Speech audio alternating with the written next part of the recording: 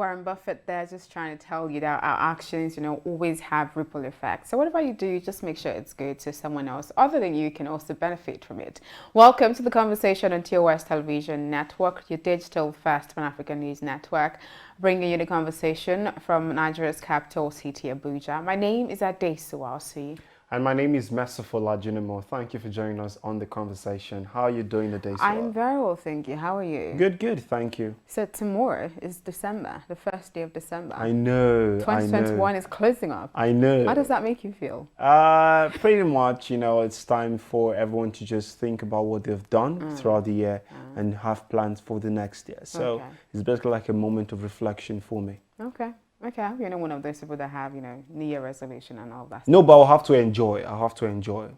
Enjoy the season. Okay, all right. So let's move straight into stories and happenings from across Africa.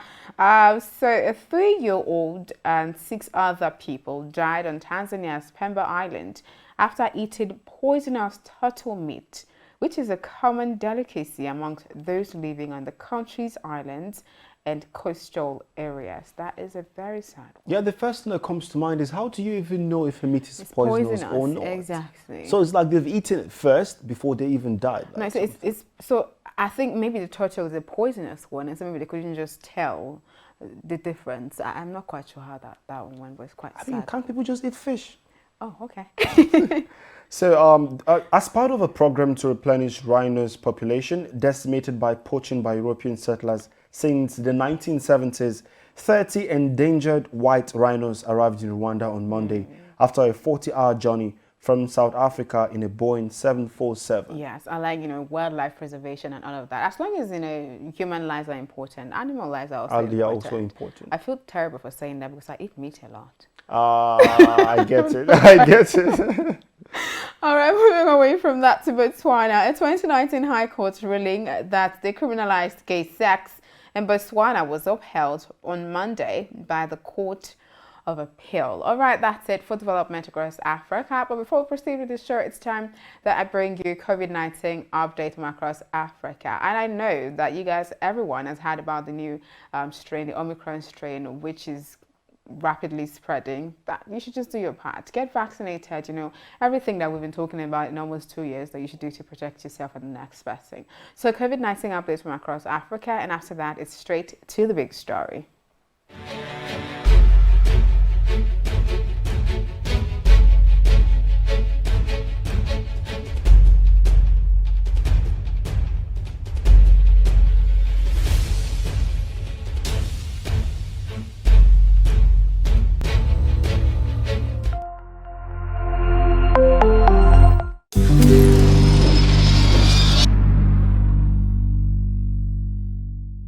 It is the conversation showing on your digital first Pan-African news network. I know it's our digital first Pan-African news network as well. Don't forget you can be a part of our social media community. Follow us across all our social media platforms that is displayed on your screen. That's Instagram, Facebook, and Twitter. Our YouTube is there so you can catch all our videos. They're amazing, I tell you. Just know so you can stay updated on happenings across Nigeria and, of course, across Africa. It's the big story, the crux of the conversation. And this time, our focus is on the Jos prison attack in Plateau State.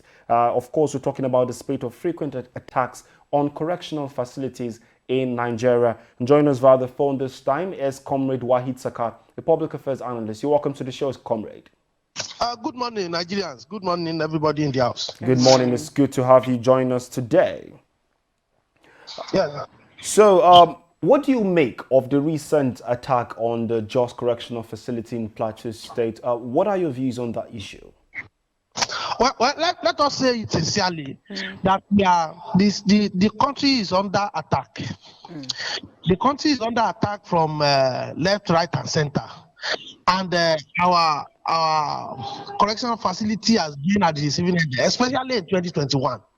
From Oyo to from the western region to the eastern region, and now even it started in Kogi too. Yes. And you begin to look at it.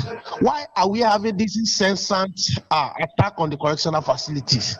And what are the lessons that we should learn from all this? We are in a situation whereby no part of this country can isolate themselves from the crisis within. The problem is not about the correctional facility alone.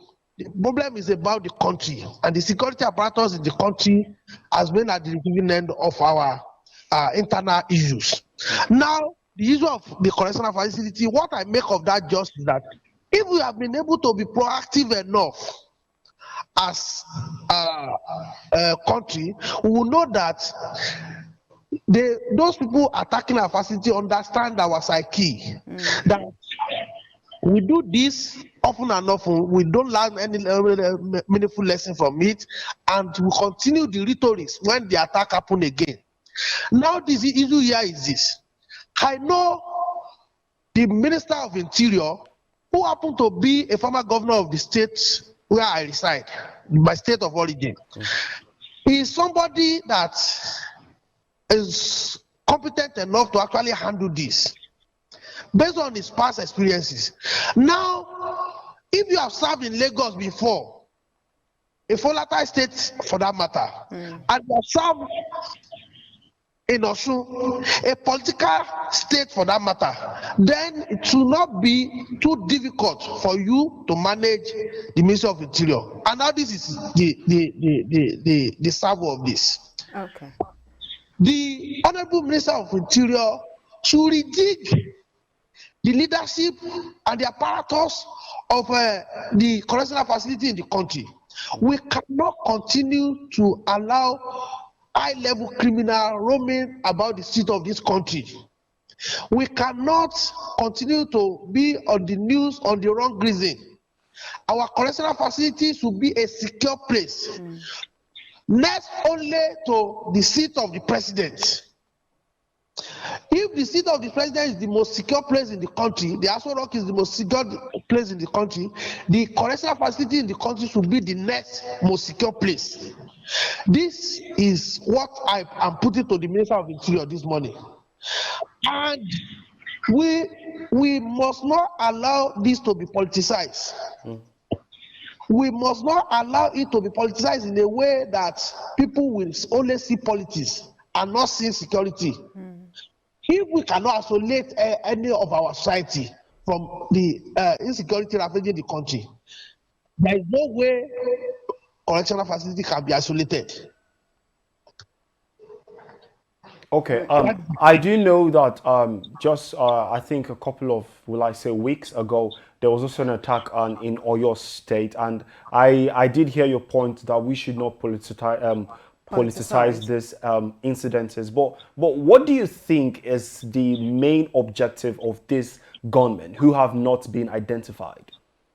The main objective cannot, until we do a due diligence on the investigation and all of that thing, we cannot actually have what inform the incessant attack. But we cannot rule out some issue of people having interest in high-powered prisoners. Now we are going to election year, and you begin to see this attack. Okay, who are the most high-profile prisoners in those facilities? In Oyo, the question that one I cannot remember the name now. One particular Inmate, yes, one particular high-level inmate is in that Oyo State. But later, the correctional facility manager said he's not even within that facility. So the issue here is, once we know we have high power inmates in a particular facility, we just need to raise the bar. We just need to raise the bar and bar of security around that facility. okay. I heard that few guys that attacked Jos facility was actually trapped in that facility. That is a step forward in what has happened elsewhere. So we can use those one as a platform to actually do due diligence investigative out of this. Okay. And actually achieve something from it. Right. Okay, thank you so much, Comrade, for staying on the conversation with us this time. Thank you very much. God bless Nigeria. Amen. Thank you too for watching the conversation showing on your digital first Pan-African News Network to your television. As always, don't forget you can be a part of our social media community and follow us across all our social media platforms that is displayed on your screen. My name is Merciful Ajinomo. And I am Adesi. So thank you again. Don't forget to stay safe and join us again tomorrow.